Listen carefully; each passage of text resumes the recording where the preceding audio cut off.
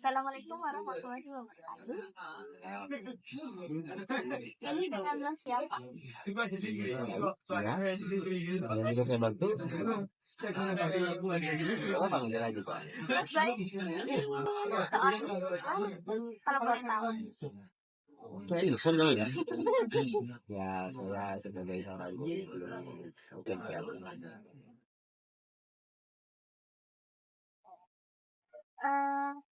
Ngomong-ngomong soal jadi guru, menurut Mas Bayitur Rahman ini guru yang profesional kayak apa?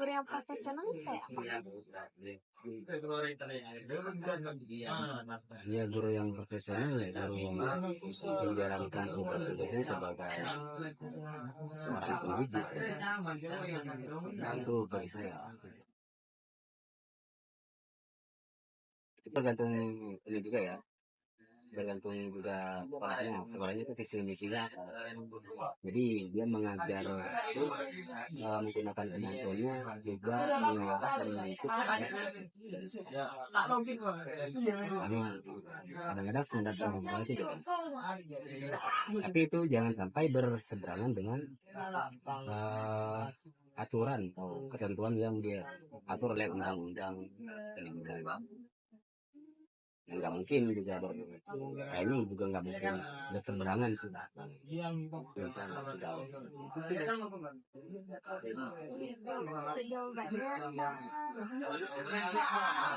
Menurut Mas, apakah sarana dan prasarana fasilitas buku kondisi kelas itu mempengaruhi kegiatan belajar mengajar di sekolah? Kalau mempengaruhi ya menurut saya sangat mempengaruhi ya. Itu memang mempengaruhi kita kepada kita dan ini itu sangat mempengaruhi karena kan bagi kita juga salah satu hal yang mendukung profit. Jadi adanya kebijakan juga ada dokumennya kebijakan itu mempengaruhi. Tapi itu bagaimana guru itu dapat menyelesaikan dalam posisi. Menurut Mas, dengan kondisi yang berkurang peningkatan guru di pedalaman, apakah mempengaruhi prestasi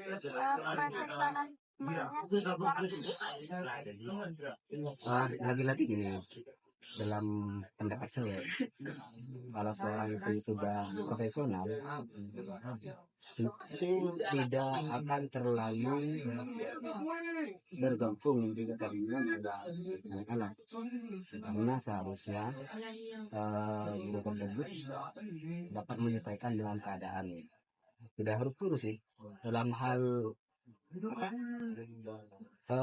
profesi apapun dia juga harus bisa mengakali lah istilahnya itu. Orang-orang yang profesional bisa mengakali alat-alat yang dari cara dulu. Berarti seharusnya ya, idealnya begitu ya. Idealnya begitu. Berarti menurut Mas, guru yang profesional itu harusnya apapun kondisinya itu seharusnya bisa ya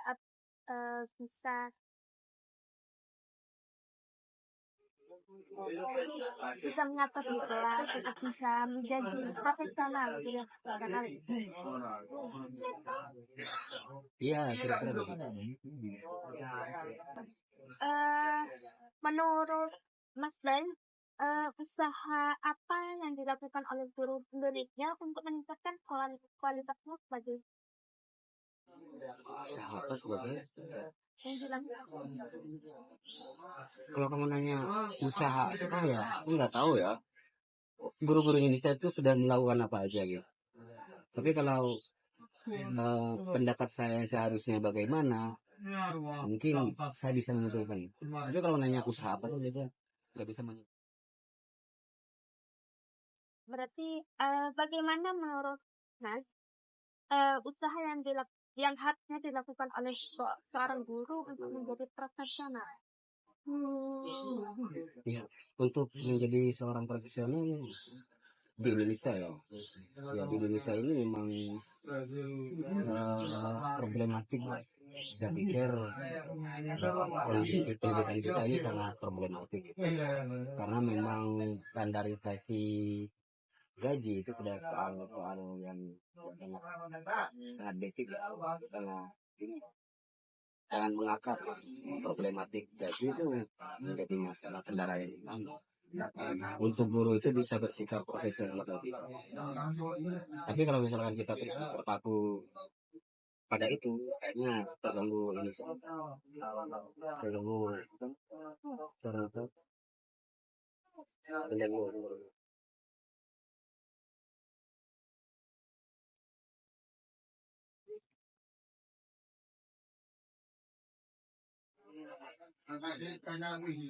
Gimana? Gimana lagi? Ya, enggak, ulang pertanyaannya. Ya ulang saya pertanyaannya. Eh, Kamu terpaku kayak ini sih. ya, terus bingung. Bagaimana seorang guru untuk meningkatkan kualitas, meningkatkan profesionalismenya sebagai seorang guru. Kualitas profesional. Kualitas. Meningkatkan kualitas ya, bukan profesional. Kalau untuk meningkatkan kualitas ya, tentu kita di guru Indonesia itu sudah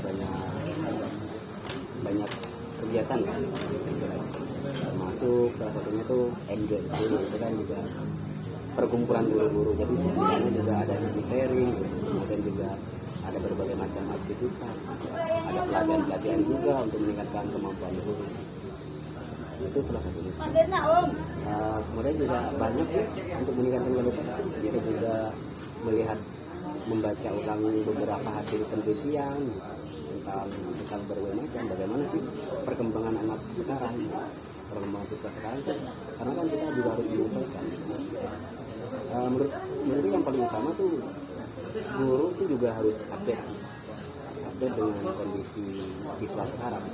Jadi kalau misalkan guru-guru masih berpedoman kepada siswa di masa lalu, siswa di 10 atau mungkin 15 tahun yang lalu, cara pengajarannya dan lain sebagainya, itu udah berbeda ya. Karena kondisi siswa saja kan berbeda.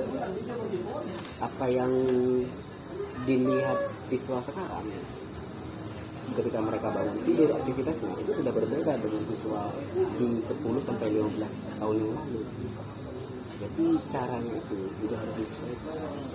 Itu banyak kan ya, salah satunya itu juga melihat dari penelitian, ikut seminar-seminar dan lain sebagainya. Tapi sekarang sudah banyak platform-platform yang bertujuan untuk meningkatkan kualitas. Bahkan dari pemerintah itu juga sudah disediakan. Menurut Mas Baik sendiri, dan secara kita tahu di Indonesia gaji seorang guru bisa dikatakan bagus ya. Menurut Mas itu mengganggu keprofesionalismenya nggak sebagai seorang guru?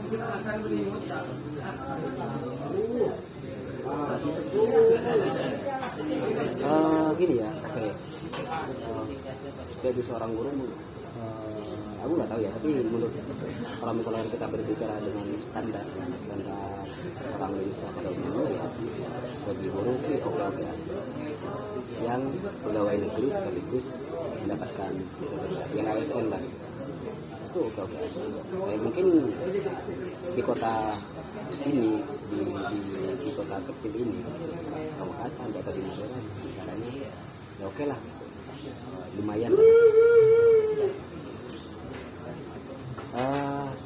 Saya nggak tahu kalau misalkan di kota-kota besar. Cuman masalahnya kalau semisal itu dihadapkan pada guru yang statusnya masih honorer, itu mungkin berbeda-beda. Karena memang guru honorer di beberapa lembaga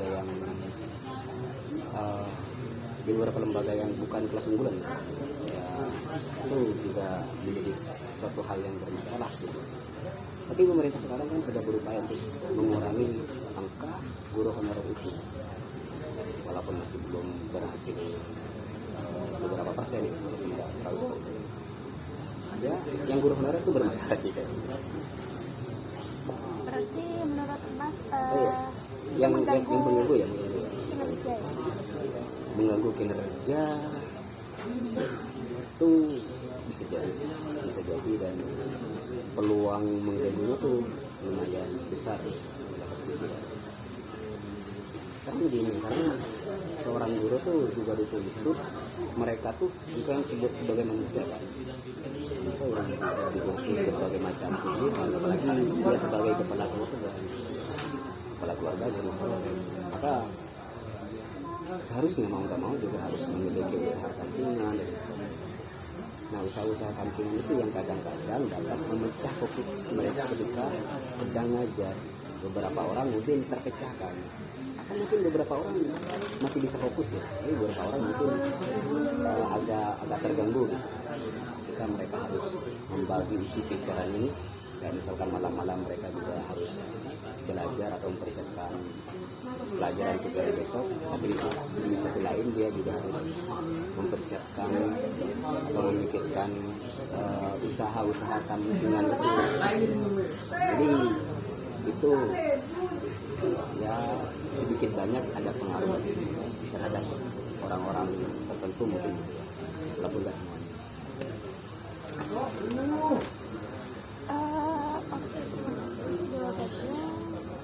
Ini sama-sama.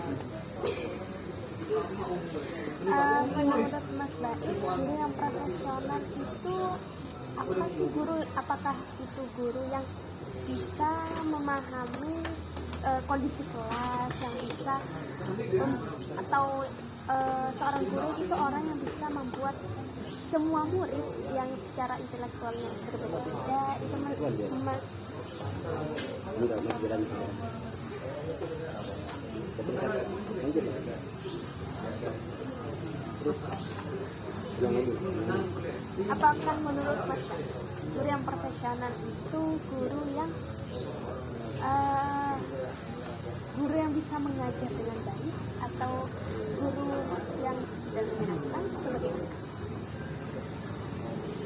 Tentang guru yang profesional ya, lagi-lagi ya menurut saya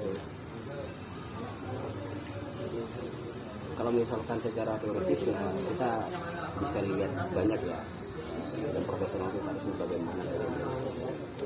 Tapi dalam versi saya pribadi, tugas utama seorang guru itu ya bukan hanya untuk membiarkan siswa itu agar bisa menghadapi tantangan di masa depan, segala macam perubahan di masa depan. Bukan hanya itu, dalam teoritis kan gitu, untuk menyiapkan individu agar bisa.